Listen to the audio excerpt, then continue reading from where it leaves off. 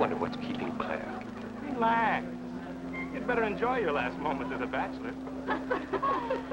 Who are those people over there? Oh, friends of hers, I think, from that newspaper she worked on. I wish she'd hurry up.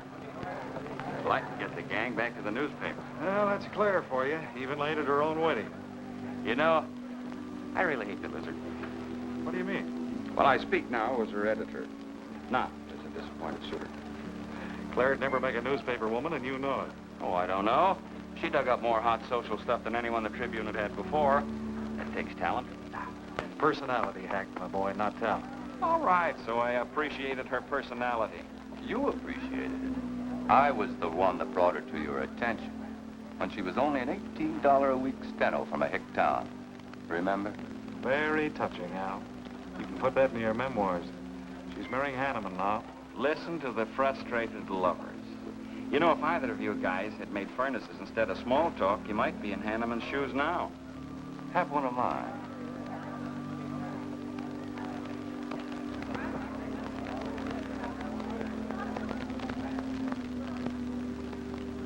We do have memories, don't we, Les?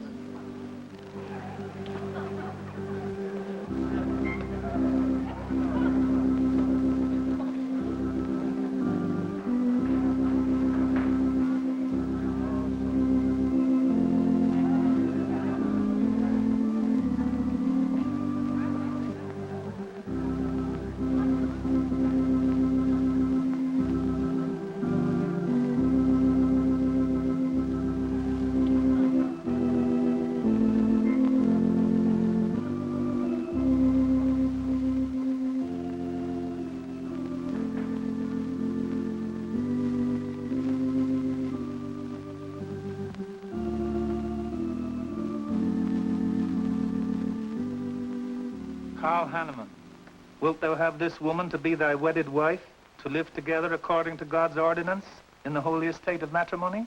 I will. Claire Cummings, wilt thou have this man to be thy wedded husband, to live together according to God's ordinance in the holy estate of matrimony? I will. I now pronounce you man and wife. You may kiss the bride.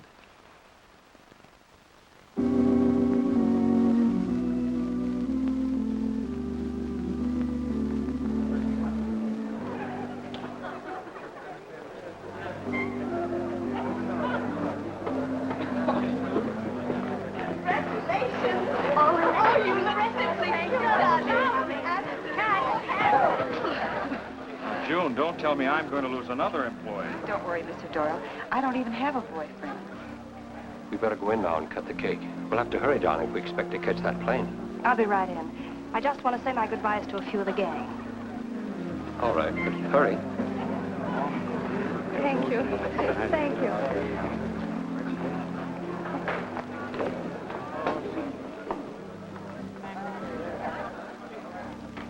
Guess who? Why did you come out here? Because I love you. Because you love me. Claire, you're crazy. Don't you know what those words meant in there? Let no man put asunder. No one can put us asunder, Les, you and me. Oh, I never could figure you out. Except that, well, you make everything add up to spell Claire, don't you? Now, darling. You're even getting a sadistic kick out of having me at your wedding, me and the others. But there are no others. Only you. I'll think about you on my honeymoon. I'll write you. Miss me, Les. I know you both will be very happy. I beg your pardon. Thank you. I'm ready with my cameras, Mr. Hanneman. I've been looking for Mrs. Hanneman. You haven't seen her, have you? I believe you'll find her on the terrace.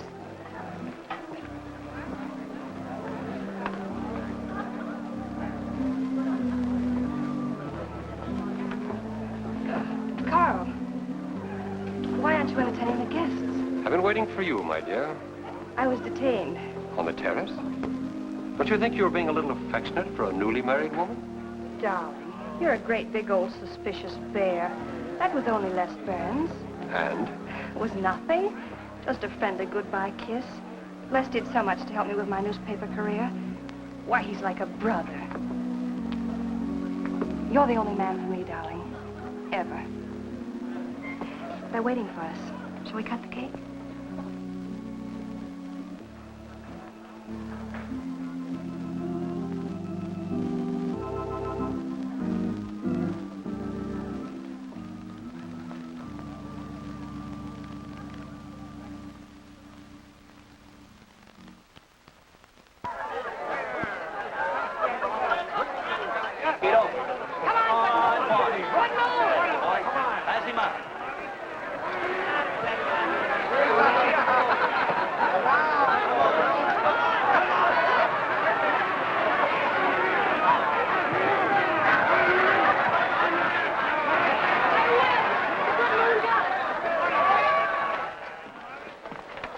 How much did you pay?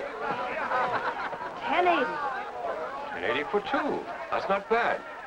I win $540. Claire, you mean to say you bet $100 on that horse to win? Of course. In these places, you have to spend money to make money. You see now. I'll put $500 in the second race. High heels. Come on. Wait. That's being foolish. You're only out $100 if I do lose. It isn't the money. It's the principle of the thing. Principle? Carl, I don't understand you. With all you have. I've worked hard for what I have. Oh, I don't mean to be a tightwad. A little bet for fun is all right. But I have too much respect for money to throw it away on horses. Of course you're right. It was foolish of me to bet so much. Forgive me. Of course. Now, excuse me, I want to go cash these in.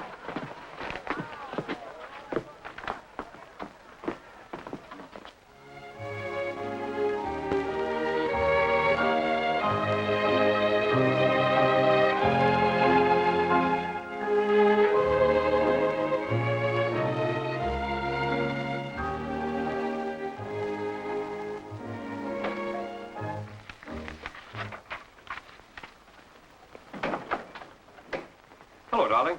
Miss me? Back so soon, Carl. Oh, I went to the barber shop. Who are you writing to? June Taylor. You remember. Les Burns' secretary. She was at our wedding. Do you want to read some of the awful things I said about you?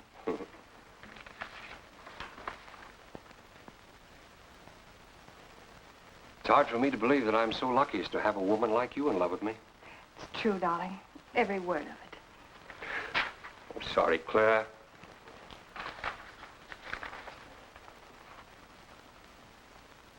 My darling Les. To June, huh? Things are beginning to make sense now. Carl, darling. So that was a goodbye kiss you gave Les Burns. Well, Well, what do you want me to say? nothing. There's nothing you can say, I guess. I'm only glad I found out about it now. Carl, what are you going to do? I'm going back to San Francisco. We're through.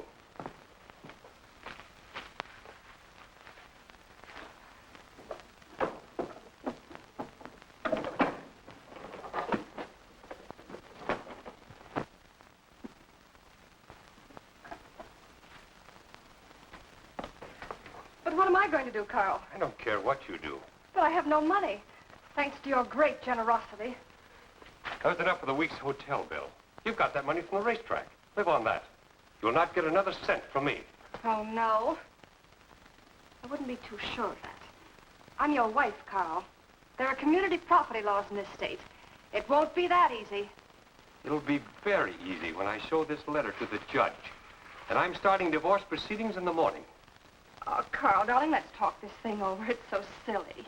Get out of my way before I forget myself.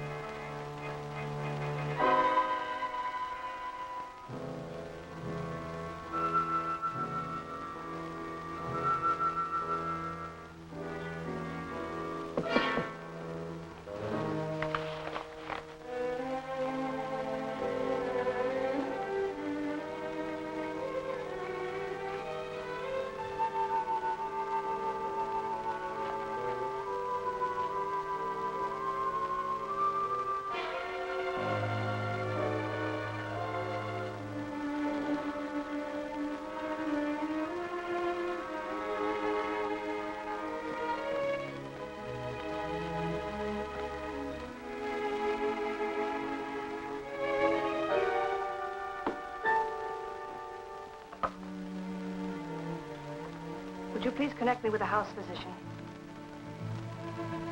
Hello, Dr. Hastings? This is Mrs. Carl Hanneman, Bungalow 9. Could you please leave a prescription for some sleeping tablets for me at the drugstore? I'll be needing them right away. I'm turning in early. No, that won't be necessary. I'm going out for a bite to eat, and I'll pick them up later. Thank you.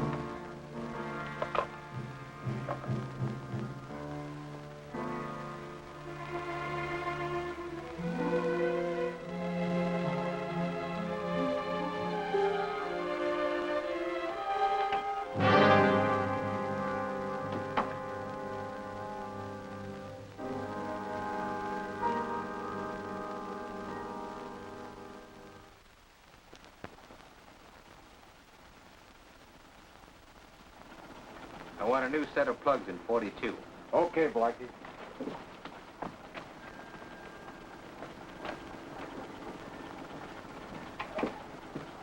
Are you Mr. Tellen? Yeah. I must reach San Francisco by tonight. I want to be back by morning. Can you make it? I can make it up and back if If what? this weather holds out and my fee is big enough. How much will it cost? $400.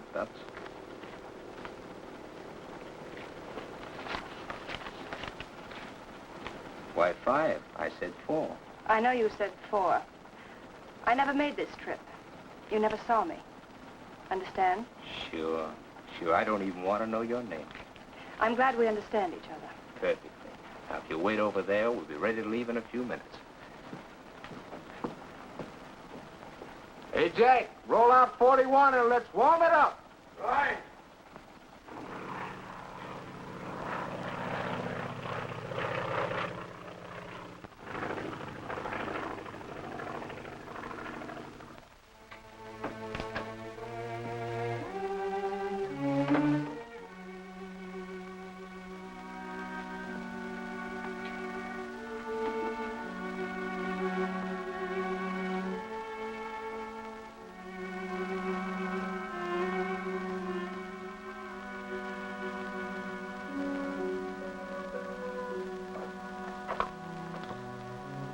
Room service, please. Hello? This is Mrs. Carl Hanneman, Bungalow 9. Would you please send a waiter over with the menu? Thank you.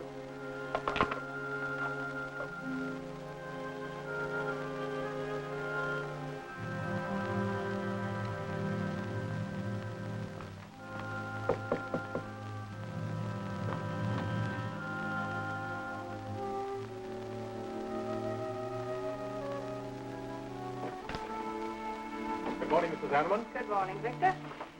Let me see, I think I'll take some orange juice and toast, coffee. That'll be all.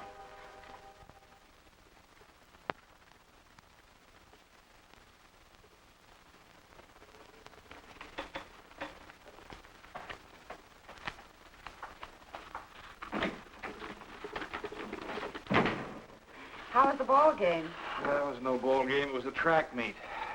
12-0. This all the mail today? Yes.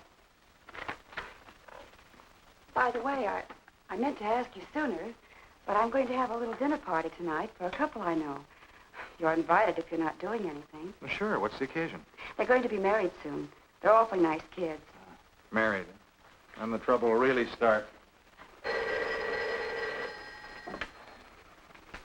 Mr. Burns' office.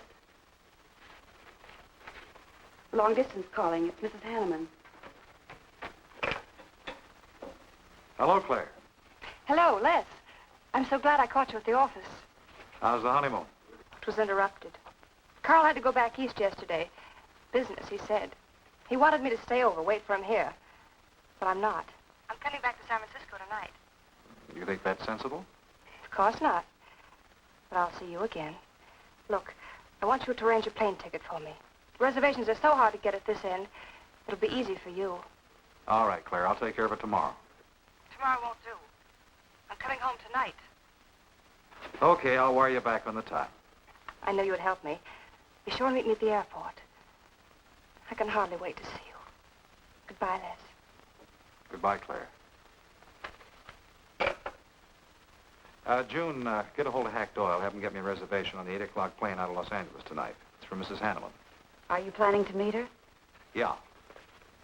Oh, I guess I'll have to cancel our dinner party tonight. It doesn't matter. Apparently Claire can get anything she wants out of anybody at any time. Can't she?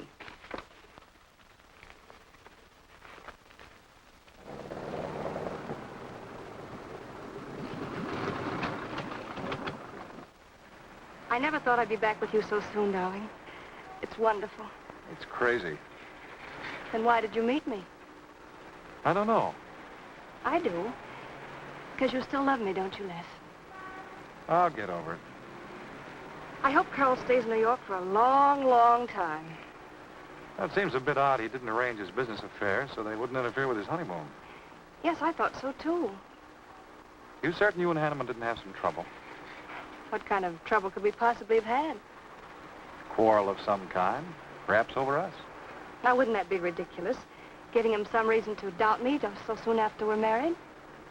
What do you think you're doing now? You don't feel sorry for Carl, do you? No. No, I don't. But I should. Look, let's forget all about him. For a few days, anyway. Take me home, I'll change, and you can take me out to supper. Claire, I'd rather not go to the house. But I must freshen up, darling. I really must. You want me to be beautiful, don't you? Just for you? You are beautiful. See? There's nobody home.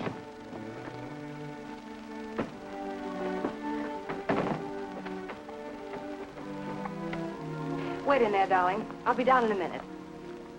Come here. Oh, darling.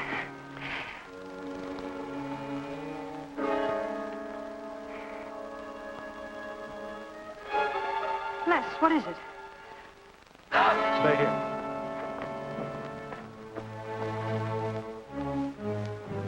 Carl.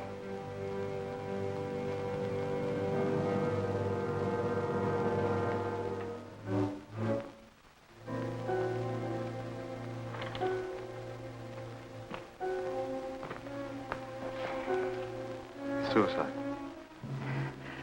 But why? Oh, poor Carl. Claire, I thought you said he'd gone to New York. That's what he told me. I don't understand it. Why should he do such a terrible thing? You probably know as much about that as anyone. It's going to be one of the first things the police ask you. You can't stay here, darling. I'll take you over to Hack Doyle's.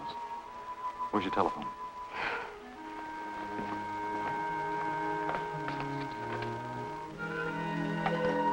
Police headquarters, please.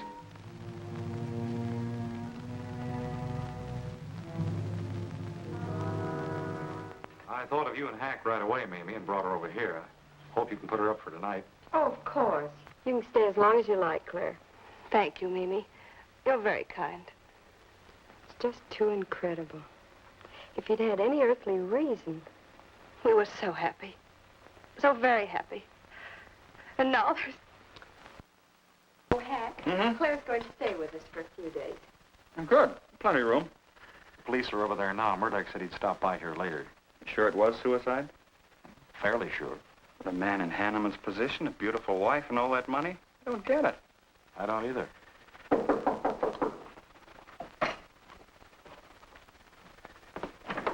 Oh, hello, Bill. Come on. How are you, Hank? Hello, Claire. Hello, Bill. Sorry this had to happen to you. Sit down, Captain. How about a cup of coffee?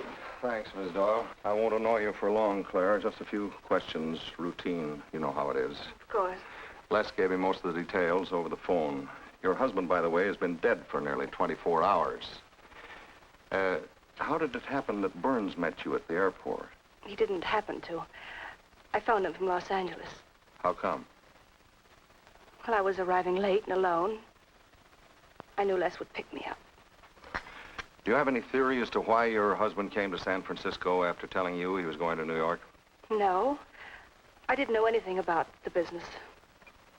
The gun, of course, was Hanneman's. We checked the serial number. Funny there are no powder burns on the coat. Bill, a suicide doesn't always press a gun against his body. In that case... There would be no powder burns, I know. Do you know of any reason why your husband should have taken his life? No, I don't. Anything wrong with his health? Not that I know of. But that could have been the reason. Had you quarreled? Oh, no. No, we never quarreled. Believe me, throughout every minute of our married life, we were supremely happy. The entire week, huh? Well, that's all for now. I may want to talk with you again later. Where will you be? Right here with us. Thanks. Bill, Yeah? you found fingerprints on the gun, of course. I mean, Hanneman's prints. Uh-huh. Clean as a whistle.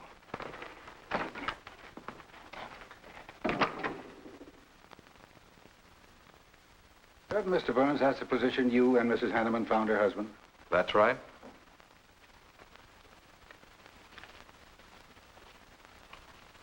One more question, Mr. Burns. Your testimony at the coroner's inquest said you touched nothing. That's true. Then how did you know the man was dead without feeling his pulse or heart? Mr. Chalmers, I've been around enough to know a dead man when I see one, especially after 20-some-odd hours. You assumed that Mr. Hanneman committed suicide. Why? Well, everything points to suicide. Not in my assumption, Mr. Burns. Mrs. Hanneman, you say you saw your husband alive on Monday afternoon, and then the following night, which was Tuesday, you saw him again. Yes, but he was dead. I've told you everything. You don't need a weather vane to see which way this wind is blowing. Was it customary for the servants to take a vacation whenever Mr. Hanneman left on a trip and leave the house empty? Well, I don't really know. I didn't give orders to the servants. Carl, Mr. Hanneman ran the house. I hadn't moved in yet. I see that you also assumed that this was a suicide. Naturally, it couldn't have been anything else. That's what Mr. Burns said. According to the police scientific detection laboratory, the pistol found near the body was the one used in the death of your husband. But they found no powder burns on the clothes of Mr. Hanneman, nor fingerprints of any description on the gun. Furthermore, it was brought out that Mr. Hanneman couldn't have fired the gun because in making certain tests of his hand for traces of powder marks, none was found. Just what are you driving at? Simply this. Carl Hanneman was murdered. But unfortunately, I haven't enough evidence to hold either of you. You were out of town, and your alibi was proven. You're free to go. But let me give you a tip. I'm not buying any suicide theory, so the case will remain open. See you later, Ed. So long, Hack.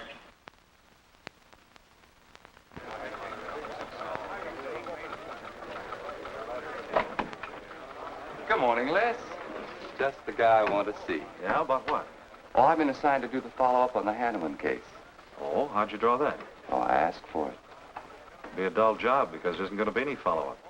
Just an ordinary suicide. Are you kidding? I never smelled an odor of fish so strong in my life. No fingerprints on the gun, and you call it suicide. So what? What makes you so sure? Can you give me a good reason for Hanneman killing himself? No, I can't.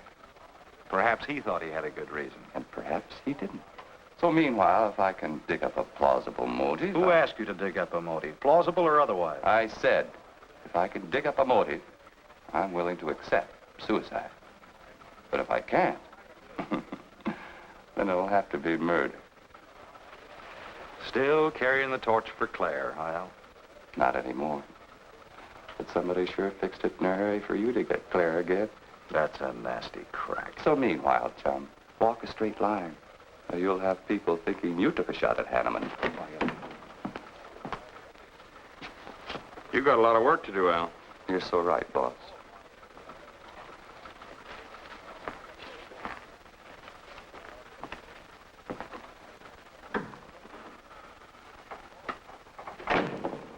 Sorry, Hack. How's Claire taking it this morning? I don't know. She's still asleep when I left. Les, I'm worried about this deal. Police aren't buying any suicide theory. Is that why you put Herrick on the story? Maybe. He might dig up a suicide motive. What's your slant? Well, Hanneman killed himself. Nice try, Hack. You're about as subtle as a punch in the nose. You think Hanneman was murdered, don't you? Maybe I'm protecting someone. It's possible. But I'd like to protect someone if it isn't suicide. Like who? Like you. Who had a better reason? Hanneman's death meant that you'd get Claire back and the $1,000,000-odd bucks. That makes sense to a lot of imaginative characters around this town. I don't believe it for 1 second. But I still think it's safer to sell the suicide theory if Harry can dig it up.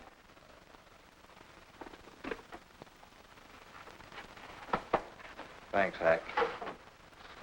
But I didn't do it. Yeah. Send him in. Well, they're on the job. Hello, Benson. What's on your mind? The DA would like to see you gents in the morning. Says it's important. About 10 o'clock. What do you want us for? Don't you know? Mrs. Hanneman's already got her invitation. See you tomorrow.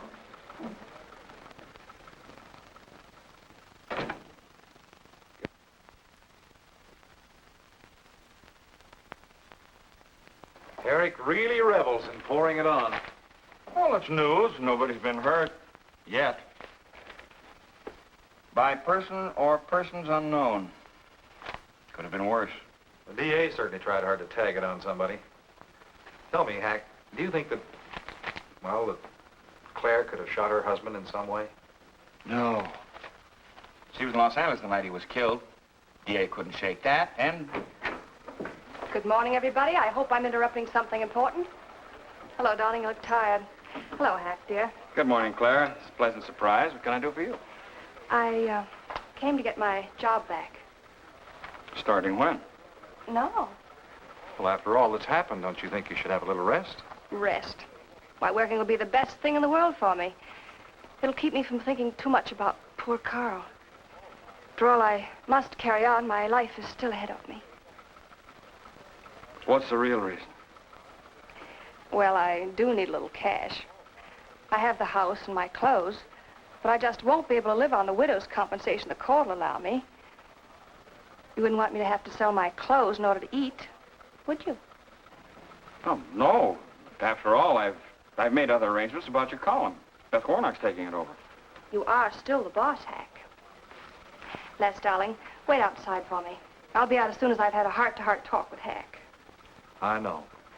You might as well say yes, Hack. I've had these heart-to-heart talks.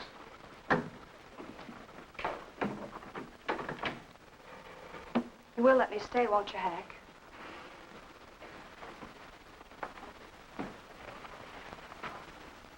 Yes, but I was hoping you wouldn't ask it. You are a darling. Listen, Claire, you stick to the job and no playing around. There's enough trouble here now without you adding to it. I don't know why you talk like that. I'm serious about it, Hack. I'll work hard. For your sake, I hope you do. You are a dear. See you later.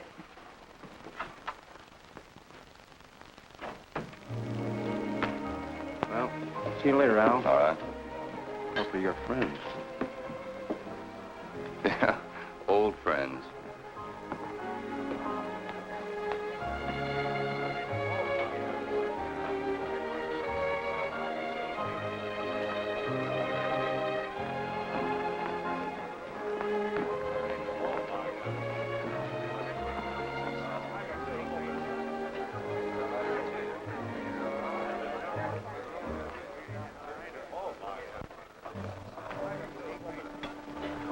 Two martinis, please.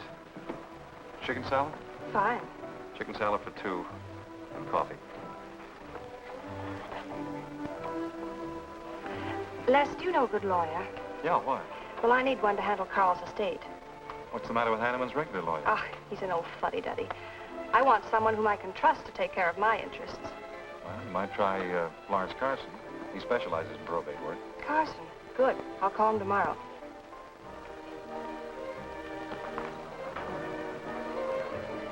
Do I know that man over there? You should. It's Stanley Mason. Our paper's backing him for Congress. Of course. Why, the pictures on his campaign posters don't do him justice. You know, I never could figure that guy. Every time I see him, he's with a different girl. So? Oh, we'll have 4 Manhattans. Make them half French and half Italian vermouth. We'll order later. I'll look after them personally, Mr. Mason. Thank you. Stanley. Isn't that Hanneman woman over there? Yeah, she's very attractive, isn't she? Well, if you like the type. Why wouldn't he be a good man to handle the estate? No. He's too tied up with his election campaign.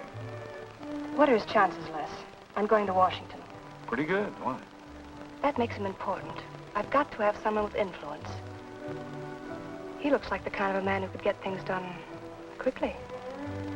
Capable enough, I suppose. Probably make a good representative. Personally, I just don't go for him. I want you to introduce me to him. You can do better. Oh, darling, don't be stubborn. I want to meet him. When you want something, you want it right now, don't you? You know what I really want, Les. I know. A fine old name like Hanneman, carload of dollars, social position, the tops. You're forgetting the most important thing. Am I? You see, that's just the frame. You're the picture in that frame. What's that about a frame? Sergeant Benson, won't you join us? No, but Burns here can join me. Been looking all over for you. The captain wants to have a little chat. Now. What is this, a pinch? No, just an interview. It won't take long. It's too bad you couldn't have found me at 10 o'clock this morning. I was in a dentist's chair. I'm sorry, Claire. It's all right, darling. I'll wait for you here.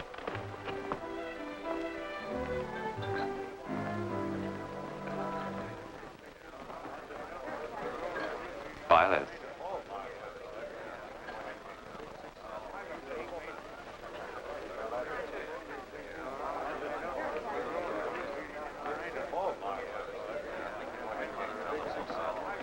Hello, Al. Don't tell me they finally grabbed Les for murder. Wouldn't you like to hear me say yes? Yes. Well, don't stop the presses. Yet. You're the most composed dame I ever saw. I don't believe you give a hoot whether this case ever gets solved. Oh, but of course I do. Really. Say, Al, how well do you know Stanley Mason? Quite well. I've planted some of his propaganda. You can do me a favor. A big favor. I want to meet him. Might be a good idea. I remember I once introduced her to a fellow by the name of Les Burns. Promptly lost her. Excuse me.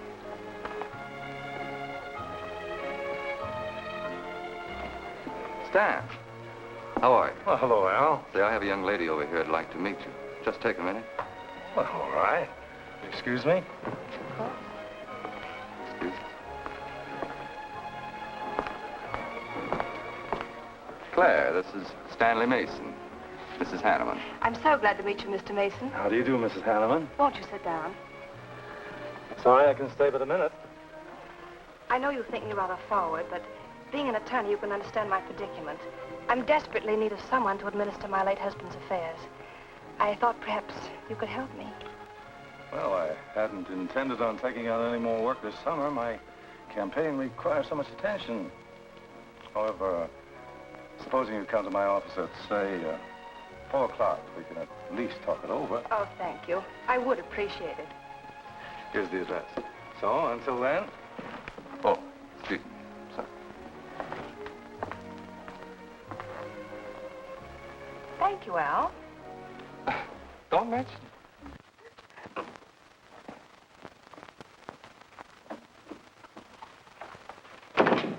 I found him, Cap. Right where I expected. With a grief-stricken widow.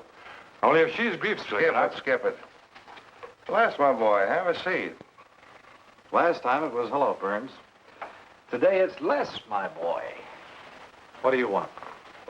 You know, I just wanted to chin a bit with you. Oh? I didn't know I was that interesting. You live out in the Hanneman neighborhood, don't you? No, and you know it. But you go out to that neighborhood quite often, don't you? Yeah, so what? To visit friends. Oh, sure, that's right. There's Hack Doyle and his wife, June Taylor. Say, there's a clever little girl, huh? Your secretary, huh? Since when have you become so interested in my secretary? I thought you were a happily married man. Weren't you out in that neighborhood the night Hanneman was shot? Monday night? No, I wasn't. I played gin rummy with the boys in the press room. Went home to bed about 10 o'clock. He read the testimony, did the checking. Come on, Murdoch, what's on your so-called mind? Funny, we can't find any record of where you were between 10 o'clock and 8 the next morning when you had breakfast at Drake's coffee shop. Nobody saw you around your apartment house. Nothing so strange about that. People in my neighborhood mind their own business. I spent the night sleeping. You got an edgy temper today, Les. Aren't worried about anything, are you? I'm annoyed. Until you and the DA get this thing settled, nobody will get any rest. We may have the answer quicker than you think.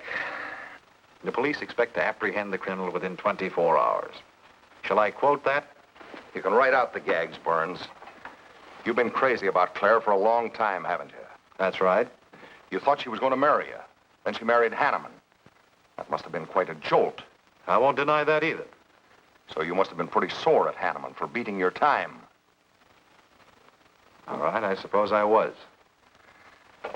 You know, Burns, you've given out with all the motives a man needs for killing another. You don't need motives, Murdoch. You need evidence. Evidence? You just told me that you weren't near the Hanneman home last Monday night. I wasn't. And how do you account for your cigarette case being found on the Hanneman garden, still wet from Monday night's rain? I don't have to account for anything. To throw cold water on your mastermind, I tossed that away right after the wedding.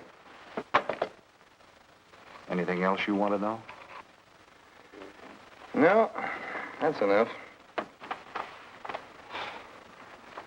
Next time, be more careful when you talk to the captain. Listen, Mr. Benson, if I've hurt the captain's feelings or yours, arrest me. Then I can sue and you'll be back writing tickets for jaywalkers.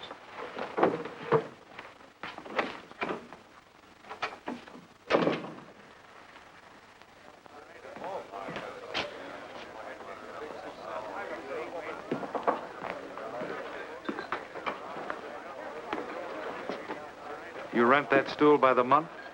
Well, Lester. Where's Claire? Oh, Claire isn't here. She had an appointment. Did she go back to the paper? No, about this time, she should be walking into the inner sanctum of that courageous and fearless champion of the people's rights. That distinguished candidate for the Congress of these United States. Mr. Stanley Mason. You sound like you're on Stanley's payroll. Mm-hmm. I introduced them. You seem to have a talent for that sort of thing. Thank you. I believe that's all the information I need, Mrs. Hanneman. I can't possibly find words to express my gratitude in your consenting to help me. Oh, believe me, it's a pleasure. A little pressure in the right places should settle the matter quickly for you. Thank you again, and good luck in the elections. Oh, thank you. I suppose you'll be leaving for Washington immediately if you do win. Yes, if I win. You will. I know you will. Well, I really must be going. Oh, can't I drop you off somewhere? I'm sorry. Not this evening. Mr. Burns is taking me home. He's the gentleman you saw me with today. I'll call you tomorrow. Perhaps we can have dinner and talk some more about your problems. Splendid. Goodbye.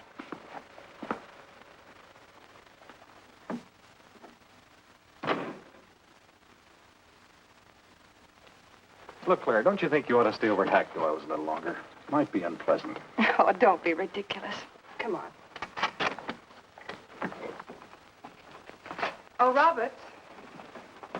Good evening. Good evening, Mrs. Hanneman. We weren't expecting you home. We've made no arrangements for dinner. I've had dinner.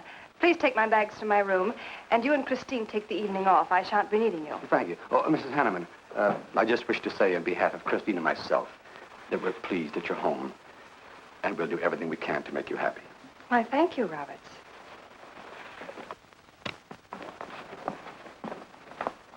Well, come in, darling. You aren't afraid of Carl's ghost, are you?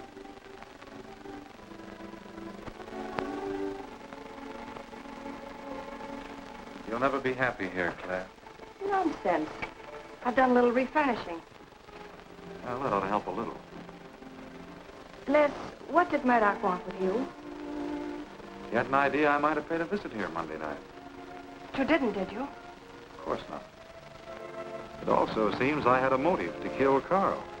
But of course you did. If you were that kind of a person. Murdoch's only fishing. Well, he knows I've been in love with you for a long time. I told him. You told him? Why not? It's true. You want them to keep working on you, so they'll stay away from me. That's it, isn't it? Yeah, that's it.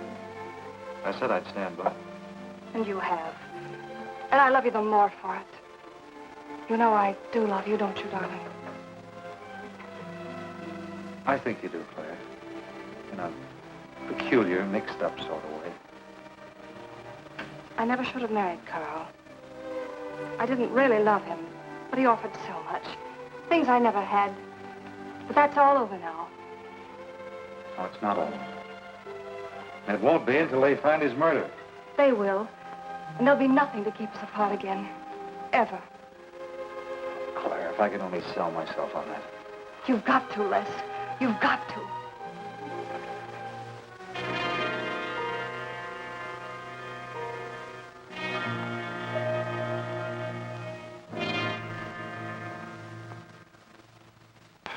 So that little tidbit straight from the horse's mouth brings us to the 3:00 mark for today. See you around about this time tomorrow. Les Burns. You're pretty sharp today. That's the best column you've done in 2 weeks. Thanks. You say so, it must be all right. Hi, pal. Hello, Harry. Hear about your girlfriend? They dragged her in this AM. Murdoch and the DA gave her quite a going over. Lawyers charging to the rescue, Les. Stanley Mason already beat you to it. What do they want with her, Al? Well, it seems they had a hunch Claire made a fast round trip into town the night her hubby joined his ancestors. Seems they thought her alibi about being in L.A. the whole time was the bunk. Oh, that's ridiculous. What is it? Well, you'd know more about it than anyone. Jones, put that through, please.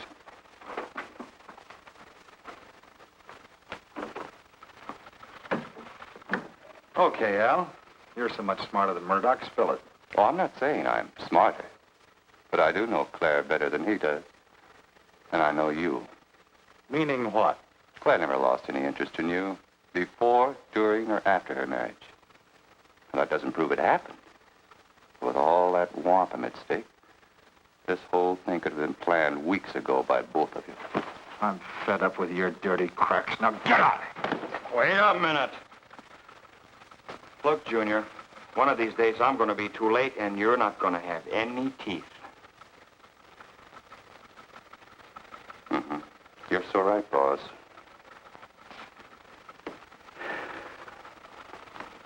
What's wrong, Les? Nothing, forget it. The way you want it? If anybody wants me, I've gone for the day. Have one for me, too.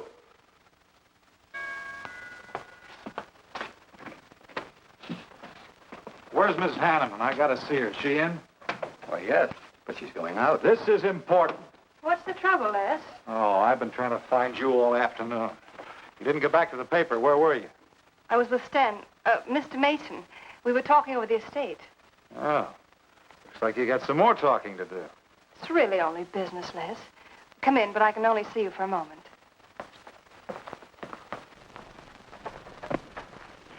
You've taken on quite a package tonight, haven't you, Les? Well, I've had a few drinks. Sitting over at Bernhard's. Been thinking things. Crazy things. About me? Yes, you. Murdoch and the DA asking you all those questions. It's nothing to be disturbed about. I'm not so sure. Why do you say that? Were you in this room Monday night? What? Why, you know I wasn't. I don't know anything. But I wouldn't lie to you. Have I ever, Les? Claire, there's only two people who could have profited by Hanneman's death. I'm one of them. You're the other. Why, how dare you come in here accusing me? You only married Hanneman for this. You've admitted it a dozen times. But I didn't kill him. How can you even think it? I didn't kill him. I didn't say you did. But if you know anything, you've got to tell me. Were you in this room Monday night? No. You might have come in, seen someone. I've got to know. Stop shaking me. Then tell me the truth. Let go of me. I thought you were going to stand by me. Why, you're drunk. I'm only trying to help you and me. Huh. Help me. You're accusing me of murder. How do I know you didn't kill him? You were in town. Claire. I've as much right to accuse as you have. But I'm not accusing you. Get out of this house. I once said I couldn't figure you out. I can now. You're not a normal woman. You're not warm. You're cold, like ice. Yeah, like ice. Blonde ice. Get out of here.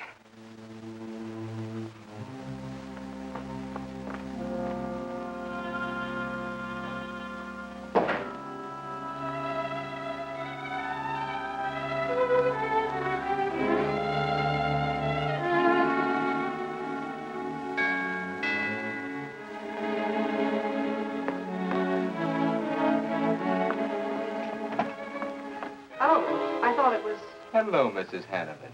I don't believe I know you. Sure. Sure you do. Let me come in. We can talk better inside.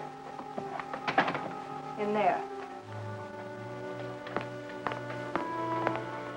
Now, what do you want? Well, I saw your picture in the paper, and I found out who you were. I figured we could make a deal.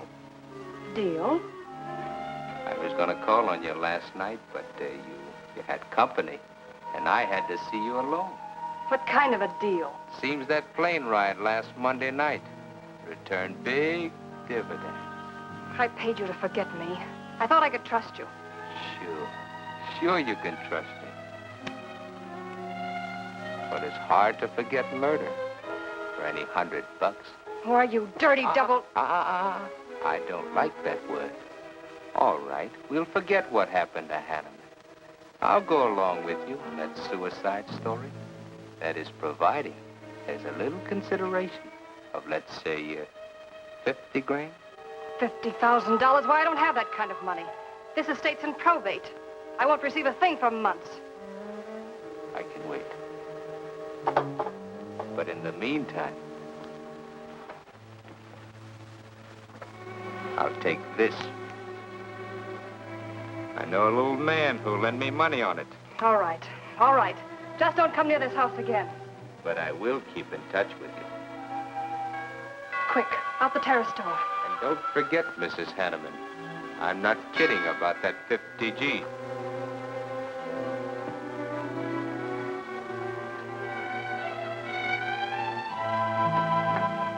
I'll get it, Roberts.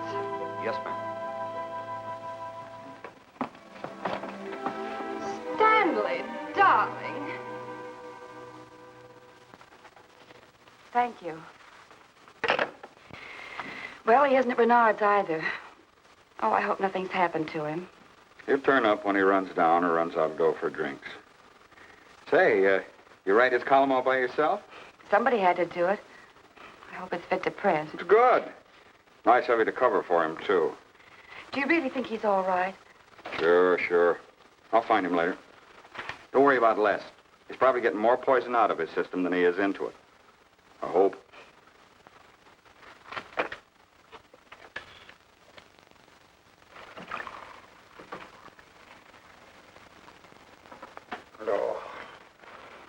Oh, June. Oh. See if you can give me another head, will you? This one's not going to do me much good. You certainly had a little trip for yourself. I guess so. What day is it? Tuesday. Holy mackerel. What happened to Sunday and Monday? I took care of them for you. Oh, you would. Who found me, Hack Doyle? No. Claire. Claire? Mm-hmm. You were trying to convince the doorman at the top of the mark to let you out on the roof. It was the only way to the moon. Oh, brother. The moon? Looks like I wanted more than a little trip. Here, drink this. It'll make you feel better. Guess I've been the horrible example, huh? You no doubt thought you had a big reason for getting tight. I had to get away from something. Something wasn't good for me. Have any luck? I don't know. I'm never going through this again, I can assure you of that. June. Well, I guess I'd better get back to the office. Thanks a lot for looking after me, June. I'll be down after a while, if I can make it. Don't hurry.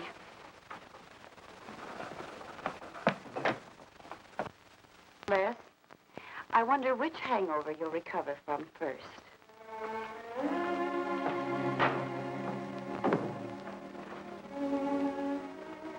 I thought we were all washed up, Claire.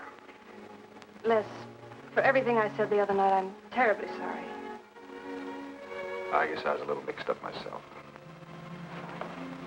Forgive me, darling. I must have been out of my mind to say such awful things to you. I realized the truth later. You were afraid for me because you loved me. That was it, wasn't it? Yeah, maybe it was. I just couldn't believe that. Look, let's forget all about it. We know there's nothing to worry about. There never was. We know that, don't we, Les? Sure, Claire. Sure. Oh. Here's to our new congressman. May your career be long and successful. Thank you, darling. Jeff, but aren't you both a bit early? I only wish I could be as sure of my future in psychiatry as you can be of your future in Washington. Doctor, you were analyzing me at dinner, the workings of my mind. Do go on. It's very interesting. I've never been psychoanalyzed before, and your deductions amaze me. Claire, I warn you, if Jeff continues, he'll have you convinced you're batty. Simply because your father ran away with another woman and your mother was relegated to hard work. Stanley doesn't quite believe in the powers of psychoanalysis, Mrs. Hanneman. But if either of you could spend a day in my office listening to some of my patients, you'd see the logic of my deductions. Or any psychiatrist's, for that matter. Oh, don't mind Stanley's cynicisms, Doctor. Yes, Robert? Telephone for Mr. Mason. Excuse me. Certainly. I was telling you at dinner that I believed that money, clothes, adulation, etc. was a necessity with you. That some people are impelled towards an objective without even consciously knowing why. Is there something criminal in my being ambitious? Why, no. Criminal? Of course not. Unless your ambitions take a perverse form. Then you'll stop at nothing, right or wrong, to get what you want. They say the female of the species is deadlier than the male. Go on, Doctor. Sorry to interrupt, darling. It was my campaign manager. He arranged a last-minute radio interview for tonight. I'll have to leave. You can drop me off downtown, Stanley. I'll get my coat. All right. You forgive me, darling? Of course, honey. I'm so proud of you. Oh, I almost forgot the good news. I had lunch with the DA this noon. It looks like Hanneman's murder is going to be filed away under crimes unsolved. It's their opinion that it must have been done by a burglar. Oh, I'm so glad, really. Now I'll be able to go with you to Washington with a clear conscience. Say, you haven't told any of your friends about our plans, have you? Oh, no, of course not. Good. We'll surprise them tomorrow night. Yes, we certainly will. Ready? Yes, thank you.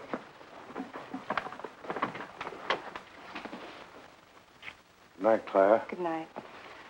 Mrs. Hanneman, please don't take my mental probing too seriously. You're a very charming hostess. So don't worry. I never worry. Good night. Good night.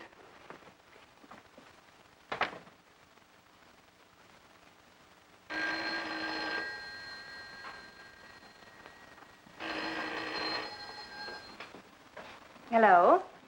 Yes, this is Mrs. Hanneman. That's all right, Roberts. I'll take it. Hello?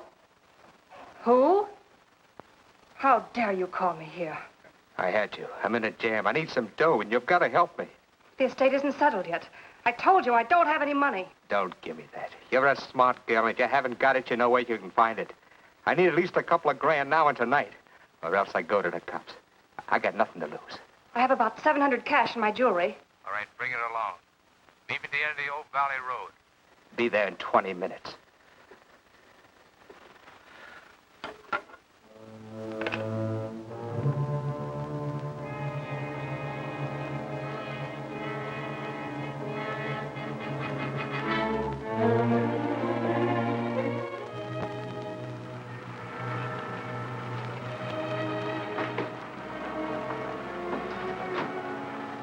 Did anybody follow you? No, Then stop being nervous. I'm not nervous. You are. All right, give me this stuff and let's see if I can use it. These look all right. I got into the bookies for a couple of grand. They're bad little men. And I've been stalling. Tonight they told me, pay off or else. They wouldn't kill you for $2,000. They'd kill for a lot less. That's why I had to put the bite on you. Thanks, Mrs. Hanneman.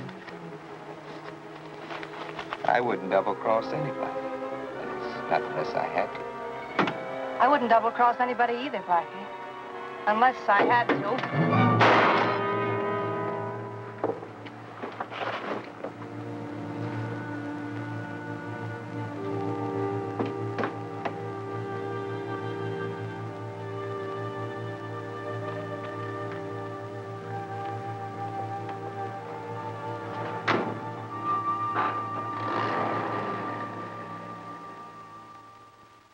First returns have been received from the 12th precinct. Mason, 311, Jeffers, 282, and Allen, 91. That just about cinches it. If I can do that well in the 10th, I can carry them all. My gratitude, Doyle. Without your paper in back of me, I wouldn't have had a chance. Think nothing of it, Mr. Mason? We're glad we backed the right man. Well, it looks like you're in, Mr. Mason. Congratulations.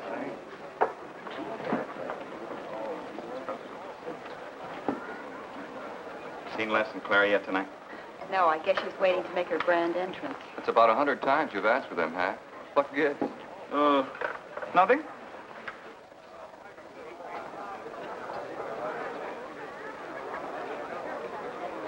Mr. Doyle, looks like we have a new congressman. Yes, it does. I'm sure he's going to be a good one. I hope so. We backed him. Hello, Claire. Hi, Les. Hi, Hank. Well, good evening, Claire. You look stunning, as usual. Thank you, Stanley. Oh, hello, Les. Thanks for being Claire for me. Big night, huh? In third place is Jeffers with 162, Allen with 142, and Mason 300 even. That's how big it is. Come on, Claire. I want you to meet some folks. You'll find drinks in there. Look, Les, there's something on my mind. I want to tell you about it. You better have a drink first. Sure.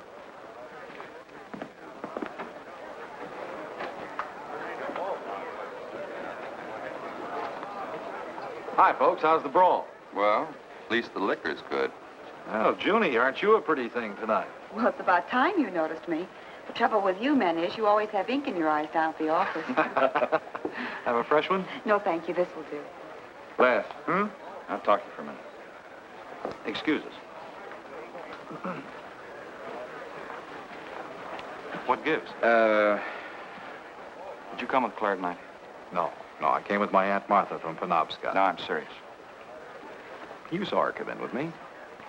You better get her out of your system, but right now. What are you talking about? Things are fine with us now. She couldn't be sweeter. You should have seen her earlier, helping me get things ready for that little party up at my place tonight. How about a speech, Mr. Mason? We haven't had one. Come on, Stanley. Yeah, give us a speech. That's all I need. Now, wait a minute.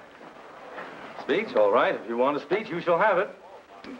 Ladies and gentlemen, I want to introduce to you a very lovely young woman, better known to you as Claire Cummings. I am happy to announce that she's bestowed upon me the great honor of consenting to become my wife. This is a dirty, low-down trick, but I'm glad it's happened. Someday I'll tell you why.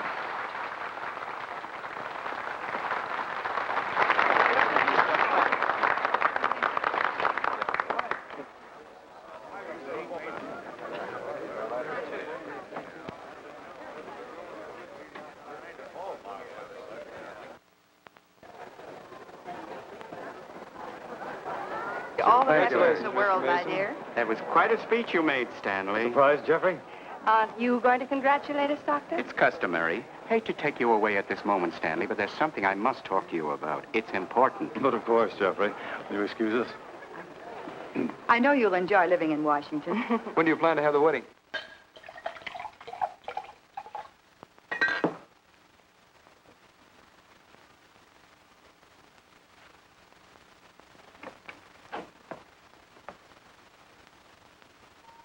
Don't look at me like that, darling. And what are you doing here? I wanted to see you alone. Sure, not a husband in sight. Dead or alive. I didn't have a chance to explain. No one can put us asunder, Les. You and me. It was more effective last time with wedding music, remember? Oh, you're cruel. I didn't mean to hurt you, and you are hurt, aren't you? That's how much you bother me now. Not a quiver. What about your heart? Claire Cummings, Hanneman, Mason. If this keeps up, you won't be able to get your initials on your silverware. I can't help it, Les. I do love you, but you could never give me the things I must have. Money, importance. With me, they're a necessity. Oh, stop it, Claire. You're like a poison. Take a little bit and you're finished. But too much becomes an antidote. All right, darling. But if we've really come to the end...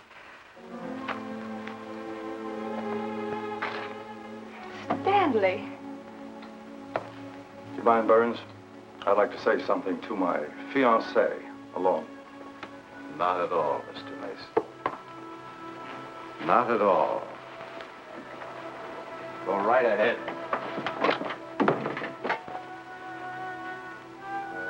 The congratulations are hardly over before I find you in the arms of your old sweetheart. That was a stupid remark. I had to say something to him, didn't I? So you didn't tell him earlier. You said you were going to? Well, I couldn't find the words. Is that why you're angry? Oh, darling, let's not quarrel. We can do that after we're married. There isn't going to be any marriage. What are you saying? I'm afraid we've made a mistake. You can't mean that. What'll my friends think? I couldn't stand the humiliation. Oh, you'll get over it quickly enough, as quickly as you did your other marriage. Why are you talking this way? What did that phony doctor tell you? That's not important. We've made a mistake. Now let's forget it, shall we? But you can't throw me over. I've looked forward. I've planned. You're taking me to Washington with you. Away from these people, these memories. I've got to go with you, Stanley. No, I'm sorry. It's final. You ought to see a doctor, Claire. A doctor like Jeff. I looked for you at the party after he talked to me. I merely wanted to ask you something. Doyle told me where I'd find you, but I didn't believe him either. But finding you here proves many things. You're not well, Claire. All right. I didn't mean to crack up. At least we could have a farewell drink together. No hard feelings, really. Why don't you fix some for us? I must say you're being regular about it.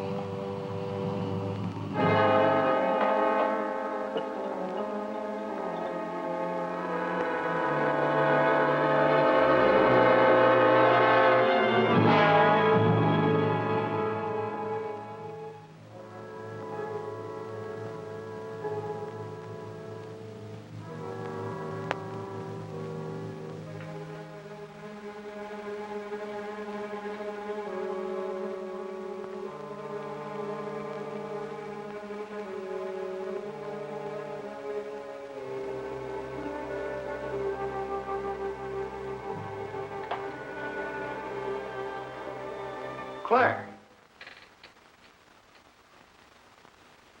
What have you done? I did nothing. You killed him, Les. I killed him? Don't you remember? You came in just a few minutes ago. You saw us talking. You looked funny. Crazy. You said you were going to kill Stanley because he stole me from you. So you picked up the knife and you stabbed him. You're out of your mind. No, I'm not. You're insane. No. No, I saw you do it. You dropped the knife and you ran out the door. I tried to stop you. Came in just a few minutes later. Right now. You murdering little idiot. Les, don't! Mason, you won! Alan just conceded the election! You're going to... You're going to go. You made it on its minute right there.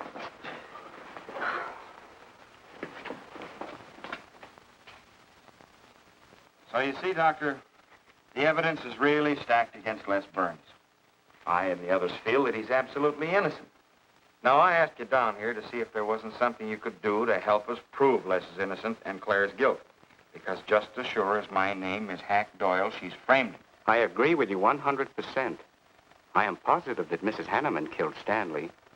But because of her testimony and finding the knife in Les's hand when you arrived at the scene, the police could come to only one conclusion. Surely there's something you can do to help him. He's innocent. I know he is. Look, you were once connected with a big city police department. Then you must have run across cases of this sort. I know now that Claire Cummings is a nut if I ever saw one. Yes, you're right, Mr. Herrick. I'll at least have a try at it. I'm just as interested in finding Stanley's murderer as you are in proving Mr. Burns' innocence. Now, I have a plan that might break her down.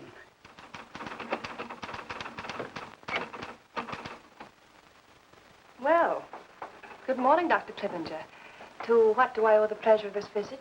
It's no pleasure for me, Mrs. Hanneman, I assure you.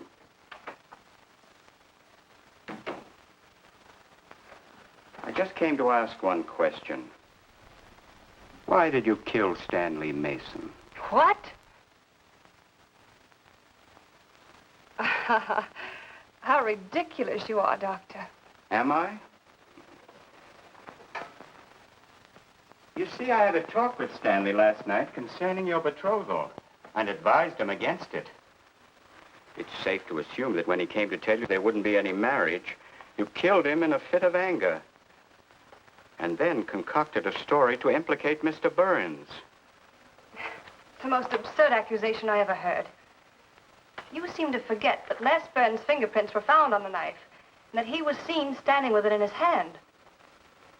The police have all the facts, Doctor. Not all of them. All they need to convict Les Burns. Do you mind if I finish my column? No. Why, no.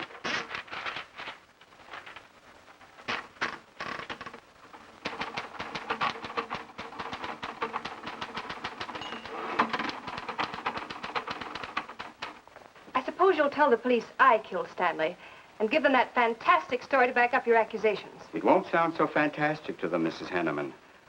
I discovered one or two other flaws in your story. They'll laugh at you. It's insane, absurd. Oh, you're wrong. You see, I've spent my life delving into distorted minds like yours. I worked for the police for many years as a consulting psychiatrist. You sound more like a hypnotist. And I'm quite fed up with your insane theories. Now, Doctor, looking for something, Hack? Police are on their way. Police? What for?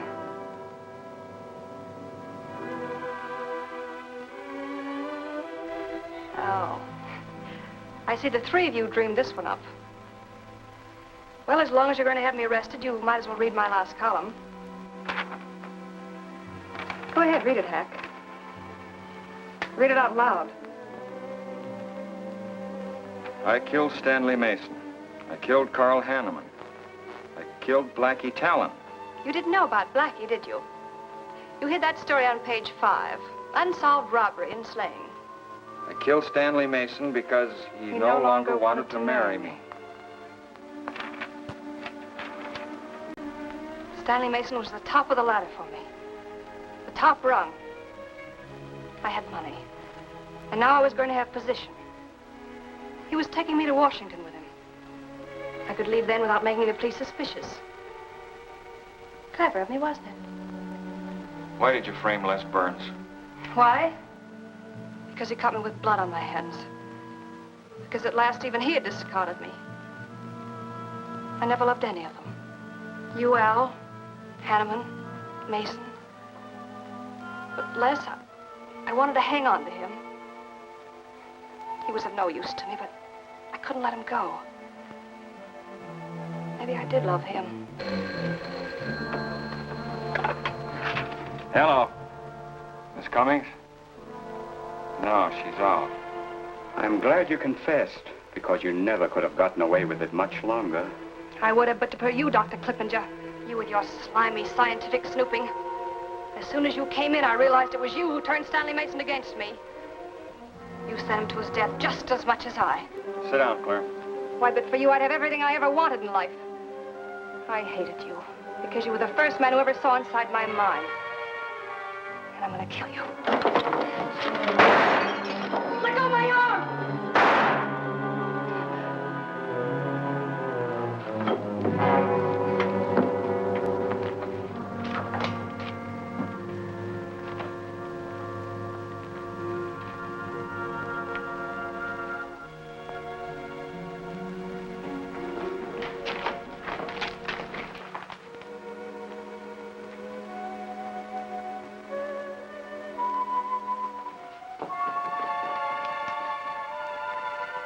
You were a little late, Murdoch.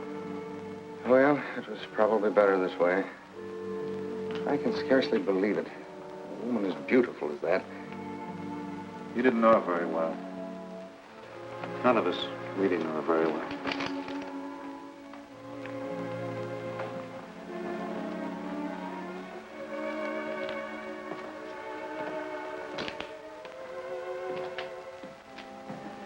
She wasn't even a good newspaper woman.